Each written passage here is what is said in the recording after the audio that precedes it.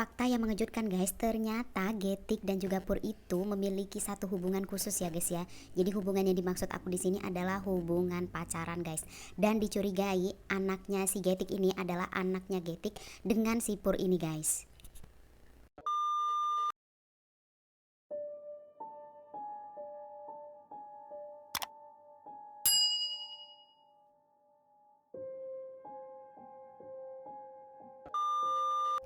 Assalamualaikum warahmatullahi wabarakatuh. Apa kabarnya kalian semua? Aku harap kalian dalam kondisi yang sehat, selalu bersemangat, dan jangan lupa untuk selalu jaga kondisi dan juga jaga imunitas tubuh kalian supaya kita terhindar dari wabah Omikron.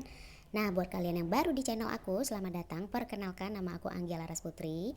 Di video-video aku membahas berbagai macam kasus tentang kriminal, tentang horor dan juga misteri yang pastinya bisa menghibur kalian dan juga mengisi waktu luang kalian. Nah, di video kali ini aku bakal membahas satu updatean lagi terkait kasus kematian artis cantik Thailand yang bernama Tang Monida. Nah, untuk kalian yang baru di channel aku, kalian boleh lihat video-video aku terkait kematian Tang Monida sebelumnya ya guys ya. Nah, nggak usah berlama-lama lagi, langsung aja kita masuk ke ceritanya. Cekidot.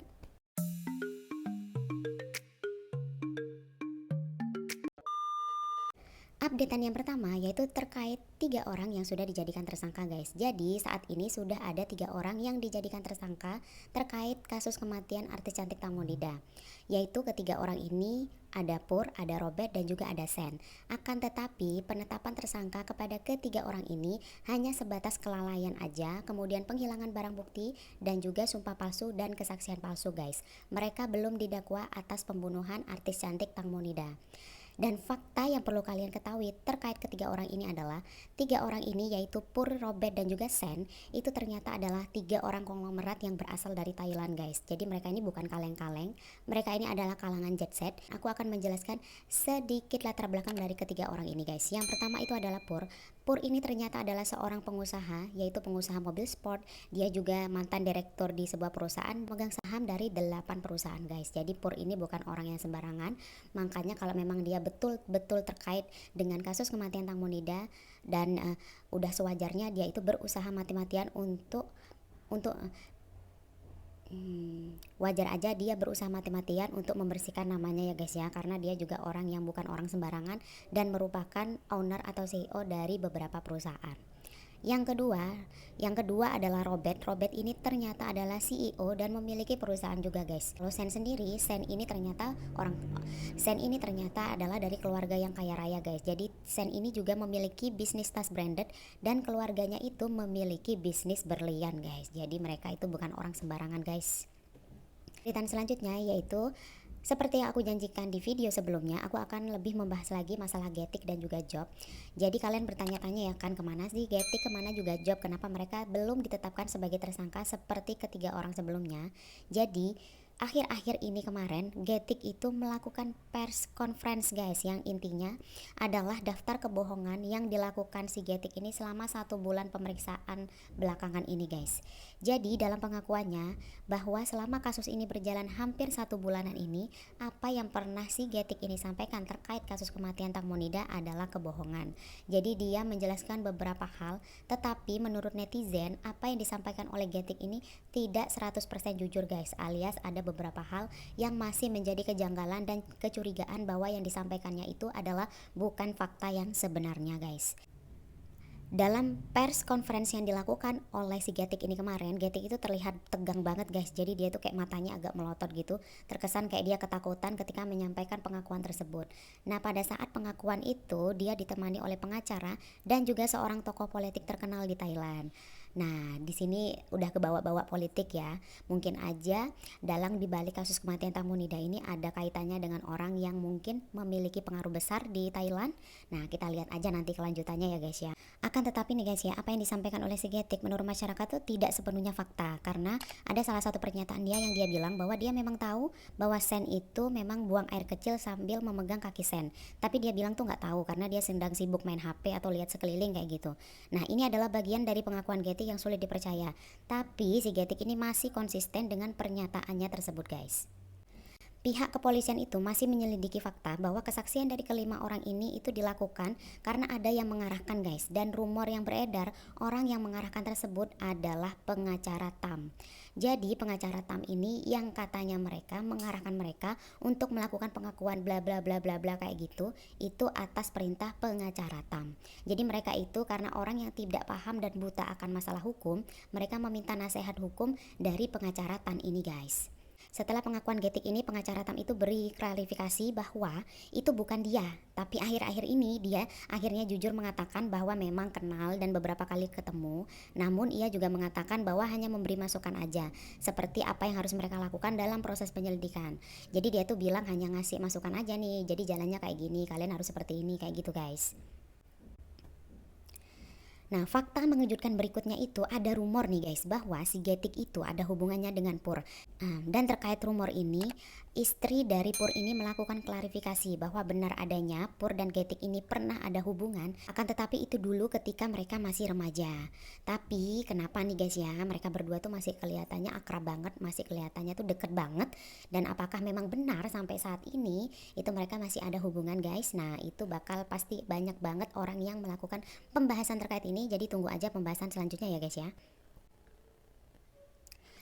Kabar mengejutkan berikutnya yaitu ada rumor bahwa si Getik ini sempat mencoba bunuh diri karena dia tuh merasa banyak sekali tekanan, baik itu dari beberapa pihak tertentu dan juga dari hujatan-hujatan dan masyarakat Thailand sendiri guys. Karena seperti yang kalian tahu ya, dia itu kan manajernya si Getik. Otomatis semua jadwal dan juga kegiatan, semua kontrak, apapun itu yang tahu tuh kan si manajernya. Dan pastinya si Tang Monida itu datang pada saat itu kan atas schedule yang disusun oleh si Getik. Dan otomatis si Getik inilah yang bertanggung jawab atas kematian si Tang Monida guys. Fakta mengejutkan berikutnya, nah ini pasti belum kalian tahu nih bahwa ternyata Sen itu adalah seorang ladyboy guys. Jadi ladyboy itu adalah seorang transgender. Jadi dia tuh sebenarnya bukan perempuan tetapi laki-laki guys.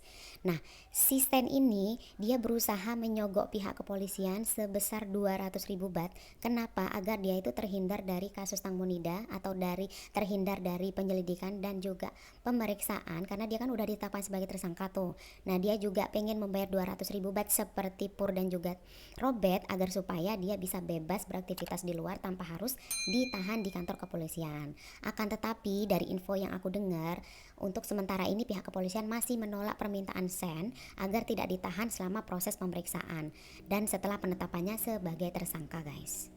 Updatean yang selanjutnya yaitu guys, ditemukan rekaman CCTV yaitu terkait speedboat Tang Monida yang menyeret sesuatu di malam kejadian guys.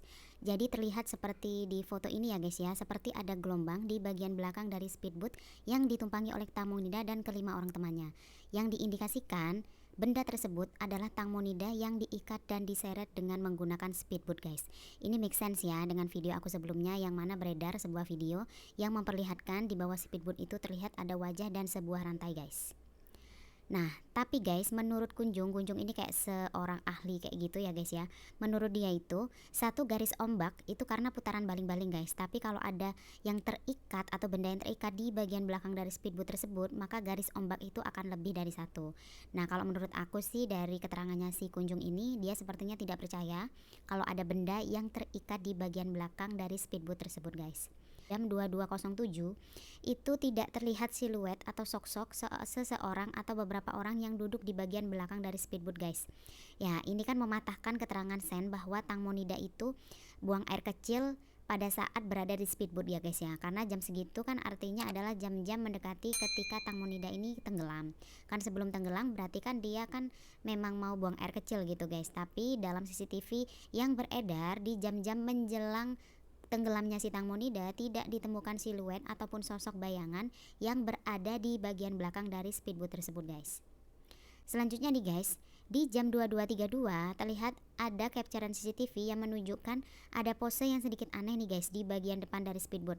Jadi tuh kayak seperti seseorang yang lagi berdiri gitu, terus tangannya ke atas. Nah, ini ada beberapa kemungkinan ya, kita di sini membicarakan possibility.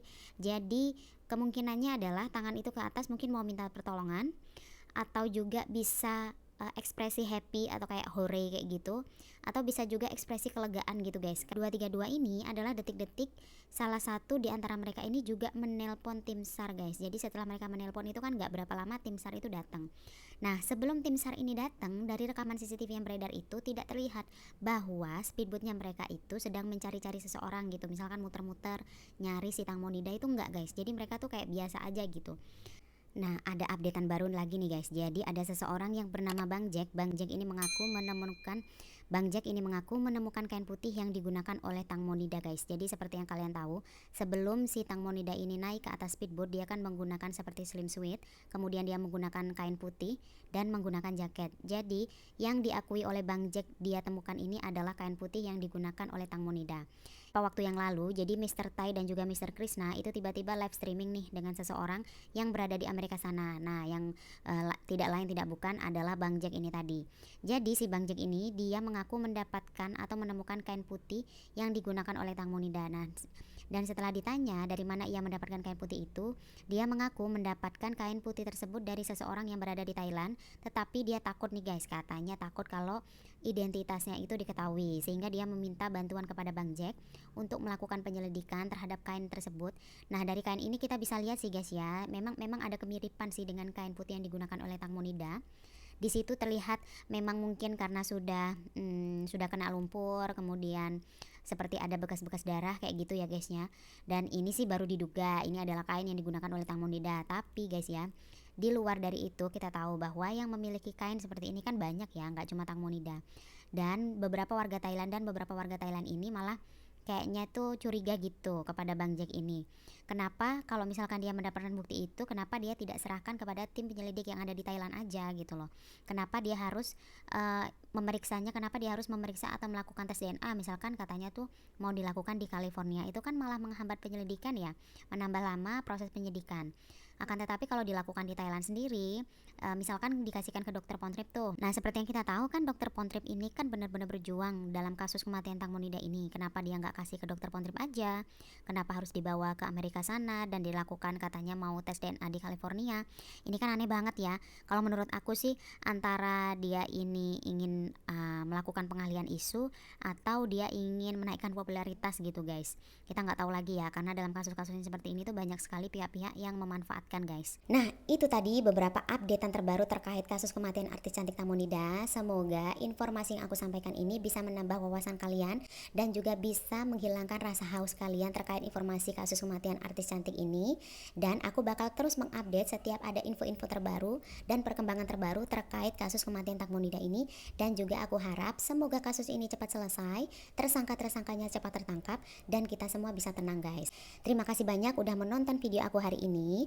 Jangan lupa klik tombol subscribe, klik like dan juga share-nya, dan klik tombol loncengnya supaya setiap aku upload video-video baru, kalian bisa langsung nonton video aku. Makasih banyak udah nonton video aku. Assalamualaikum, dadah.